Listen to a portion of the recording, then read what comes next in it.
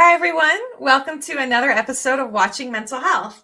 And I'm so excited because we have a really great episode today where we're going to be diving into a really important topic. We're going to be breaking down stigma. And I think we're all going to be learning a little bit because my guest today is Mike Cuevas. And he didn't just survive trauma, he survived losing himself. And living with dissociative identity disorder, he spent years navigating internal chaos, missing time, and identities really built for war from that trauma. His memoir, The Many Faces of Me, exposes the truth that most people never see, which is what DID feels like from the inside, why the mind really fractures, how to find healing, and how to break down stigma around this subject that I think is so confusing for so many still to this day. And so on this episode, we're going to be turning silence into understanding. And with that, I'm so excited to bring onto the show Mike Cuevas. Welcome to Watching Mental Health. Thank you, Katie. I appreciate it. Thank you for inviting a voice to a room that hardly ever gets invited. Thank you. Absolutely. And that's exactly it, right? Is this topic is so stigmatized. People hear DID, they hear dissociative identity disorder, and they just don't really understand. And I think that really we need to be breaking down these walls by talking to people like yourself who have had these lived experiences. And you're really the expert in that, in somebody who's had this lived experience. And so with that, before we get into what DID is, I first always like to ask my guests a little bit about, just who they are in their own words. And so, tell us a little bit more about yourself. Well, my name is Mike Cuevas. I'm a father first, author, speaker, and now I'm an advocate, especially because I do live with dissociative identity disorder. I help people understand that DID is not broken. It's adaptive strength. It's nervous system that adapted to survive. Mm-hmm. So my work is about breaking down the stigma, turning confusion into clarity, turning this isolation into connectivity, basically being empathetic with one another. Yeah, absolutely. And I think that that's really essential to be an advocate in this space and, to be a speaker on breaking down some of these stigmas.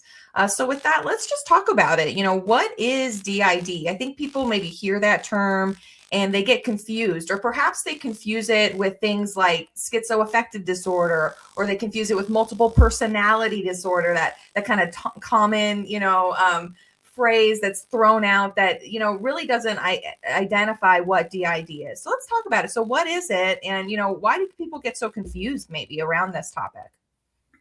Well, DID is let me slow this down just a little bit because it really does matter. Yeah. DID was a way to develop a nervous system to be able to absorb a traumatic event.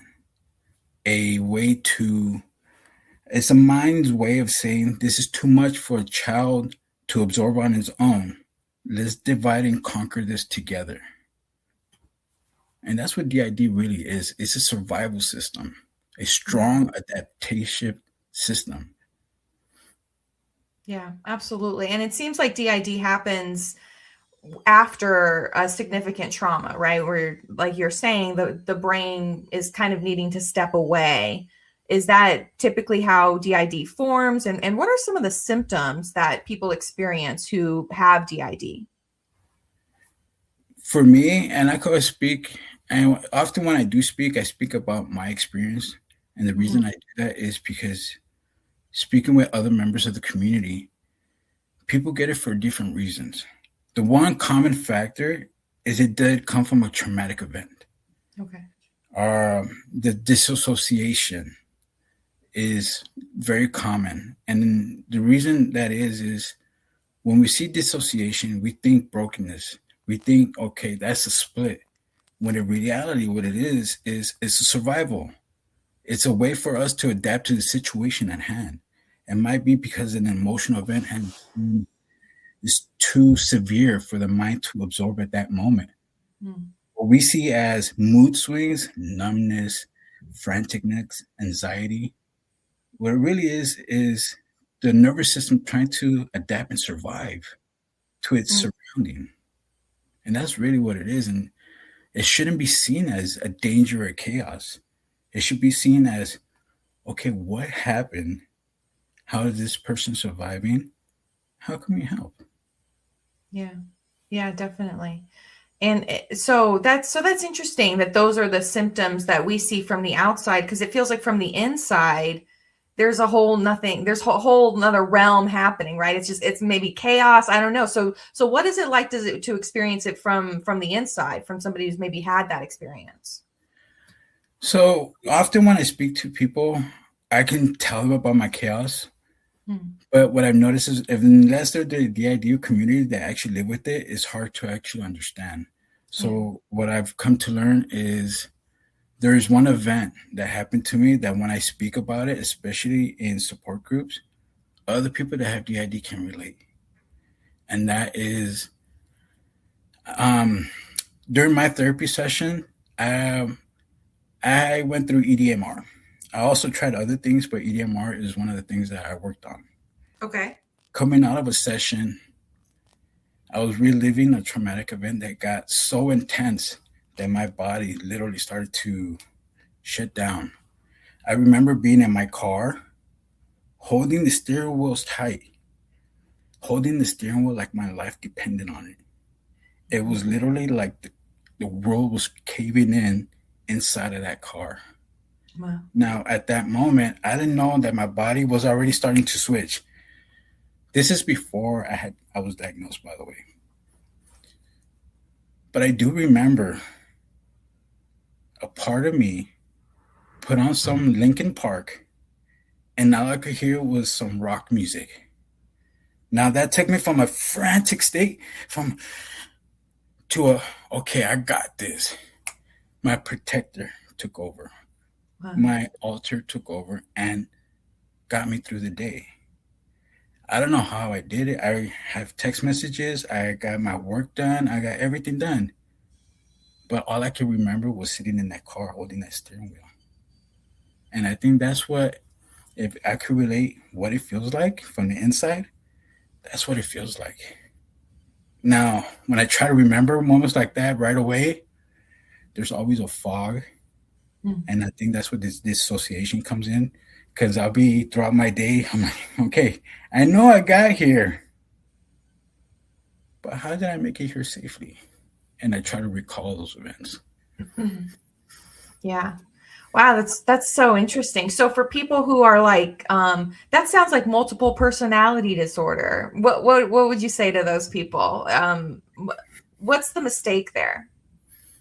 Um, that there are personalities Mhm. that they're different parts. There's, I think the separation or separating personalities, that's the misunderstanding. Where I try to come in is we're we're many chapters. There's different chapters that happen in our life and different parts, different alters that arose from those chapters. Mm. But we're all in one book. Yeah. So it's not multiple personalities. It's just different parts of us that we learn to accept, have compassion for, and walk forward with. Wow. It's such an interesting, I think, new, and it's not new. It's just still not in that mainstream way to talk about, to talk about DID, right? And I think people can still, just oftentimes say maybe stigmatizing language without realizing kind of what the meaning of that is. Have you seen either a shift in culture where maybe it's getting easier to talk about these things, people are more understanding, or have you seen maybe that happen? Have you seen an example maybe in a movie or an example of where DID has been represented well from your perspective? From my perspective, and from my perspective, I'm going to say simply this: Mm. movies made it more difficult for me to come out and say what was going inside my head. Wow. Especially like the movie Split. When that movie came out, more people were looking at me. I saw more micro expression like, this guy, I think this guy has one of that. So it made me nervous. It made me shrink. It put me in a corner where I shouldn't have belonged. I should have spoke up a lot sooner. I should have stood my ground and actually, you know what? It's okay to be human. It's okay to have these parts of me. It's okay to accept these parts of me. And the Hollywood stigma keeps me or kept me from speaking up. Wow. So that's part of my work now. And the shift that I saw, and I only say this because Nevada really has a high rate of mental disability disorders with a low number of doors of opportunities to be open. Yeah. So the responsibility of that rests on the community, on those of us advocates and friends that don't really know how to help but are willing to. And I say that because when I found out I had D.I.D, not a lot of people wanted to work with me. I wanted to reach out to therapists that specialize in D.I.D, and the list was so short and so forthcoming that it made it nearly impossible for me to continue my healing, for me to continue my process of understanding. And I got to a very low point where I got dehydrated from life. Wow. I got exhausted of trying to keep everything internally intact. Yeah. That it led me to a gym. I wasn't there confidently. I wasn't certain. But the coach gave me 5 to 10 minutes. For 5-10 minutes might not seem like much, but in that moment, it was everything. He took the time to see me, listen to me, and not judge me or interrogate me. After those 5 minutes, he allowed my nervous system to feel safe. Yeah. He put his hand on my shoulder and he said, Mike, the man who walked in that door, the man walking out that door is stronger than the man walking in that door. And I thank Coach Mark for that every day, because when I went home, I realized something. The version of me that woke up today is stronger than the version of me who fell asleep. And I walk with that because of him. And I thank Coach Mark for that. Wow. That's amazing. And it sounds like what you needed was safety, and what you got was, and finally you got that, but that must have been so difficult to have to go through those barriers to finally get there.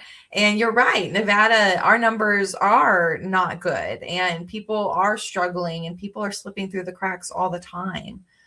So for anybody who's maybe struggling with D.I.D or who doesn't know, who's struggling with lost time, struggling with these symptoms, struggling with this chaos, what would you recommend to them? How would you, help, or how would you recommend that they find that first step in safety, that they're able to reach out for help? Reach out for help and safety actually go hand in hand. And the first step is actually allowing yourself to be human, showing yourself some self-compassion. That would be the first step. And that's something I regret not ever doing to myself until after coach. It took a boxing coach to tell me you have to have compassion for yourself, right? Right. But that would be the first step. Once you have self-compassion for yourself, and once you allow yourself to be human, there's always first step after that is tell somebody. Somebody, anybody. It could be your neighbor, it could be your dog. Honestly, what helped me more than anything was NAMI here in Vegas off of Charleston. They have free peer support group every Wednesday. And there's nothing more calming and satisfactory to hear somebody else say what's inside of here. Yeah. to know that you're not the only one dealing with it. That's why I'm thankful for NAMI. Their doors are open Monday through Friday. Like, I think you have background in NAMI, don't you? I love NAMI. I do. I love NAMI. And yeah, NAMI Southern Nevada is where I started and was introduced to the organization. And you're absolutely right. They have peer support groups. They also have family support groups. And so, you can come in as that loved one, and you can come in as that person who's struggling, and NAMI's there for you. And I think that's so amazing that you say that, because truly, we say you're not alone, and people don't understand I think the power of that until they are struggling and somebody's saying it to them in that moment, right? Like, you're not crazy. Like, it felt great. It Yeah. felt amazing to hear somebody else says, you know what? Yeah, there's people out there that I'm fighting with. Yeah. And the time I was no longer fighting with them, but to hear somebody else go, I'm like, all right, dude, I know where you're at. Right. I'm great. Thank you for sharing where you're at. Let me hug you, man. You're not by yourself, bro. You got better days ahead. Yeah. Oh my gosh, I love that. And that gives me chills. It's so powerful, that power of human connection in a recovery and healing journey.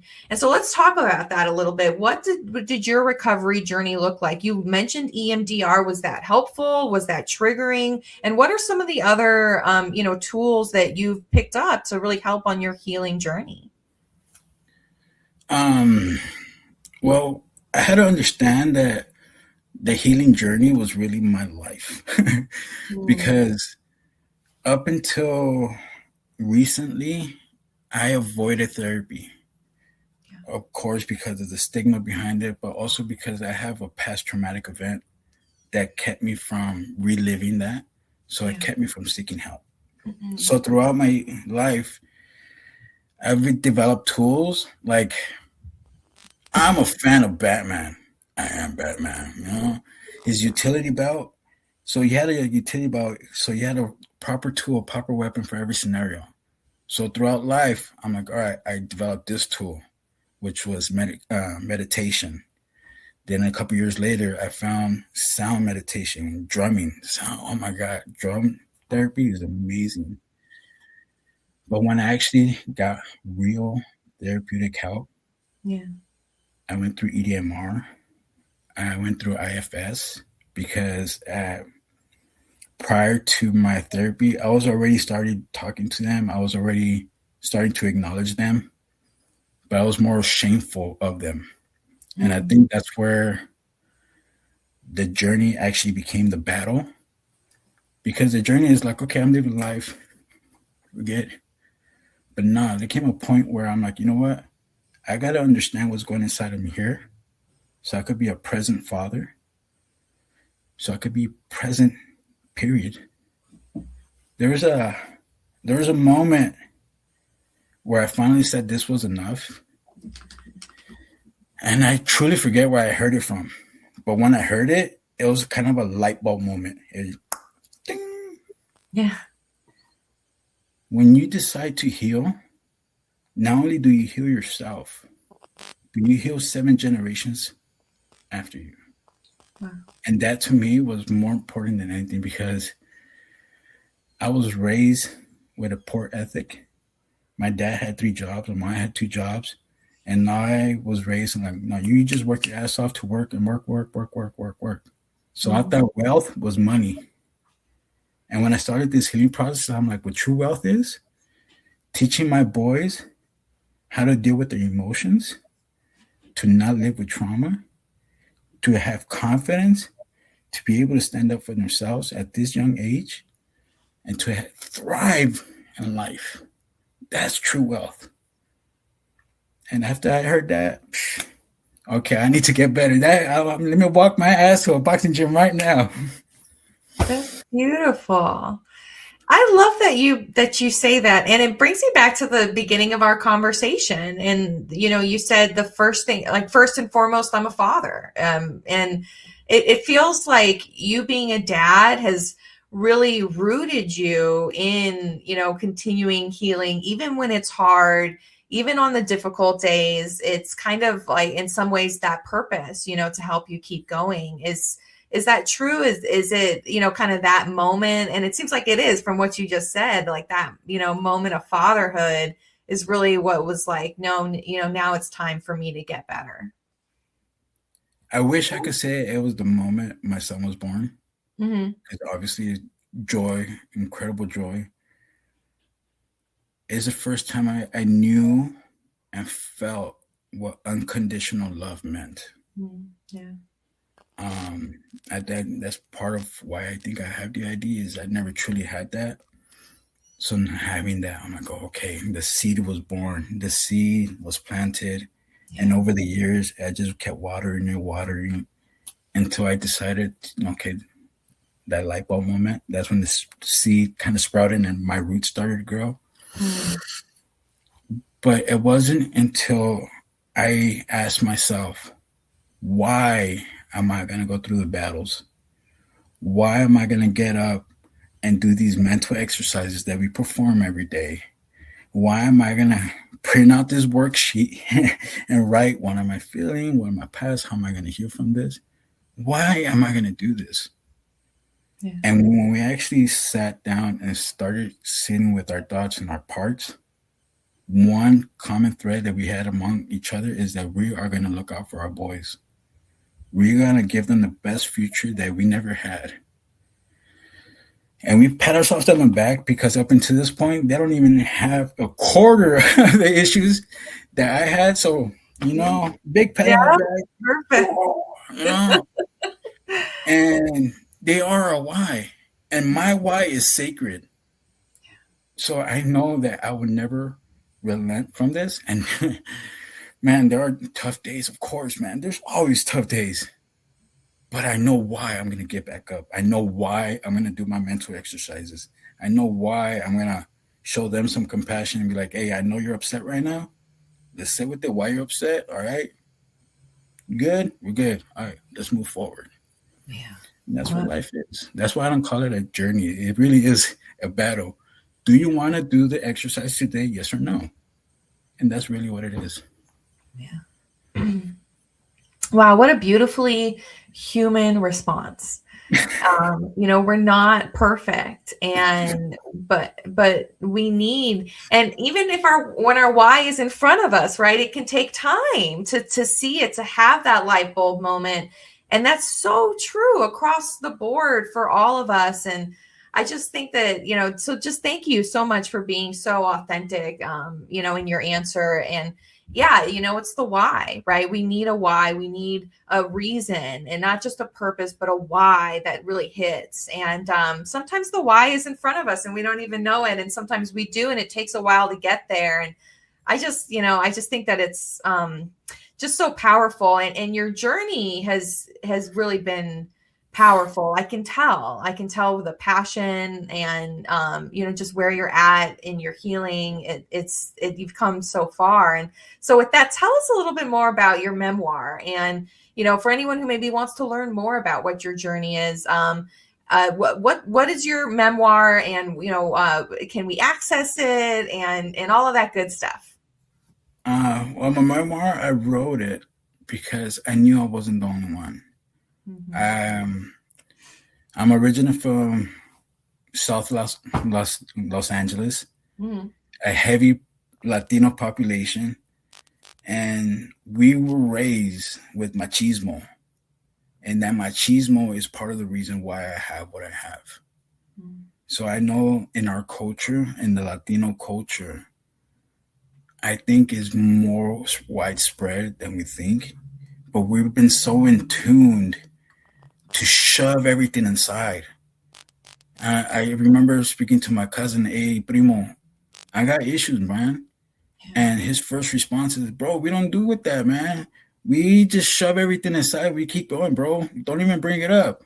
Mm-hmm. And that's not the case, because what I found out is the longer I prolong my healing, the worse I got.